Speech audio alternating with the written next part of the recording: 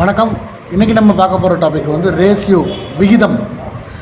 அதாவது ரேஷியோனா கிட்டத்தட்ட ஃப்ராக்ஷன் மாதிரி தான், ஆனால் ஃப்ராக்ஷன் கிடையாது. பட் கேல்குலேஷன்ஸ் எல்லாமே நம்ம ஃப்ராக்ஷன் மாதிரி தான் பண்ணுவோம். ஃபஸ்ட்டு ரேஷியோனா என்ன, விகிதம்னா என்ன அப்படின்றத முதல் நீங்கள் புரிஞ்சுக்கணும். ஒன்றுமே இல்லை, உங்களுக்கு சமைக்க தெரிஞ்சால் ரேஷியோ பற்றி தெரிஞ்சிருக்கும். அது என்னடா அப்படி சொல்கிறேன் அப்படின்னா, ஒரு டம்ளர் அரிசிக்கு எத்தனை டம்ளர் தண்ணி ஊற்றணும், ஒரு டம்ளர் அரிசிக்கு 3 டம்ளர் தண்ணி ஊற்றலாமா, அதுதான் ரேஷியோ. 1:3. ஓகேங்களா? ஒரு டம்ளர் அரிசினா 3 டம்ளர் தண்ணி ஊற்றணும். இப்போ இதுவே 2 டம்ளர் அரிசி போட்டோம்னா 6 டம்ளர் தண்ணி ஊற்றணும். ஓகேவா? இதுவே 3 டம்ளர் அரிசினா 9. இந்த கணக்கு இருக்கு இல்லையா? இதுதான் ரேஷியோ. எப்பவுமே குக்கிங்கில் வந்து ரேஷியோஸ் கரெக்டாக பெர்ஃபெக்டாக இருந்தால் மட்டும்தான் அந்த ஃபுட்டு டேஸ்ட்டாக இருக்கும். ஒரு குழம்பே எடுத்துக்கிட்டிங்கன்னா மசாலா எவ்வளோ இருக்கணும், உப்பு எவ்வளோ இருக்கணும், ஒவ்வொன்றும் எவ்வளோ இருக்கணுமோ அந்தளவுக்கு கரெக்டாக இருந்தால் மட்டும்தான் அந்த ஃபுட்டு டேஸ்ட்டாக இருக்கும். அதே போல் தான் அது ரேஷியோ. ஸோ குக்கிங் பண்ண தெரிஞ்சவங்க எல்லாத்துக்குமே ரேஷியோஸ் தெரியும். ஸோ இதுதான் ரேஷியோன்றது ரொம்ப ஒன்றும் பெரிய விஷயமே கிடையாது. இது ரேஷியோஸ் வச்சு உங்களுக்கு டெட் எக்ஸாம்ஸில் எப்படி கேள்விகள் வரும் அப்படின்னா, இப்போ இந்த ரேஷியோவில் ஈக்குவலண்ட் ரேஷியோ, அதாவது விகித சமங்கள் அப்படின்னு சொல்லுவாங்க.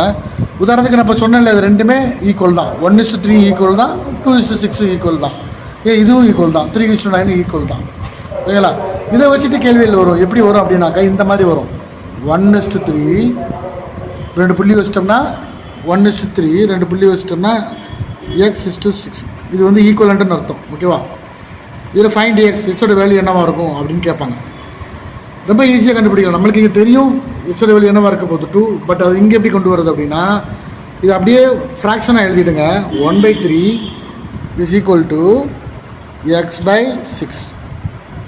இப்போ நமக்கு தேவை எக்ஸ் கண்டுபிடிக்கணும் இல்லையா? இது அப்படியே மாற்றி எழுதிக்கோங்க. x/6 is equal to 1/3 எழுதிக்கலாமா? அப்போ எக்ஸ் இஸ் ஈக்குவல் டு இந்த 6 மேலே போயிடுமா, 6/3. அப்போ எக்ஸ் இஸ் ஈக்குவல் டு என்ன கிடைக்குது உங்களுக்கு, 2. 6/3னா 2 தானே? ஸோ 2. ஸோ இதுதான் அந்த 2. ஸோ இந்த மாதிரி தான் உங்களுக்கு கொஸ்டின்ஸ் ஈஸியாக இருக்கும். அது இந்த கொஸ்டின்ஸ் இருக்குது ரொம்ப ஈஸி. ஓகேவா? இன்னும் 2 எக்ஸாம்பிள்ஸ் நான் சொல்லித்தரேன். 110 is to x is equivalent to 8:88. Okay, 8:88. இப்போ சொல்லுங்கள், எப்படி கண்டுபிடிக்கிறது? நான் சொன்ன மாதிரி தான். 110/x is equal to 8/88. Calculate பண்ணுங்கள். எக்ஸ் ரைட் சைடு கொண்டு வந்துட்டு அப்போ எக்ஸ் கூட என்ன கிடைக்கும் உங்களுக்கு, X is equal to, step by ஸ்டெப்பாக போகலாம். இந்த 88 கொண்டு வாங்க. 110 × 88 இஸ் ஈக்குவல் டு 8 × x. ஓகேவா? அப்போ எக்ஸ் ஈக்குவல் டு, பொதுவாக அந்த மாதிரி சம் செய்யும்போது உடனே மல்டிப்ளை பண்ணிடாதீங்க, பெருக்கிடாதீங்க, அப்படியே வச்சுக்கோங்க. உங்களுக்கு அப்போ தான் ஈஸியாக இருக்கும். அப்போ எக்ஸ் ஈக்குவல் டு என்ன எழுதிக்கலாம்னா 110 × 88 டிவைடட் பை 8. இப்போ ஈஸியாக கட் பண்ணலாமா? கட் பண்ணால் வந்துடும். 8 கட் பண்ணோம்னா டிவைட் பண்ணோம்னா 11 வரும். இப்போது 110 × 11 போட்டிங்கன்னா என்ன ஆன்சர் வரப்போகுது, 1210 வரும். மல்டிப்ளை பண்ணி பார்த்துக்கோங்க, தெரிஞ்சிடும். So X equal to 1210. ஓகேவா? இப்போ இன்னொரு கணக்கு பார்க்கலாம். உங்களுக்கு இன்னும் ஈஸியாக புரிஞ்சுக்கிறோம். x is to 26 is equivalent to 5:65. Find x. ரொம்ப easy. x/26 is equal to 5/65 போட்டுக்கோங்க.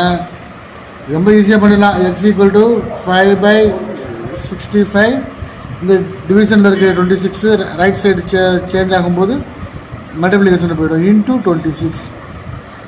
இப்போ கட் பண்ணிக்கலாம். 5 வச்சு கட் பண்ணலாமா? 5 வச்சு கட் பண்ணால் என்ன வந்துடும், 1 3.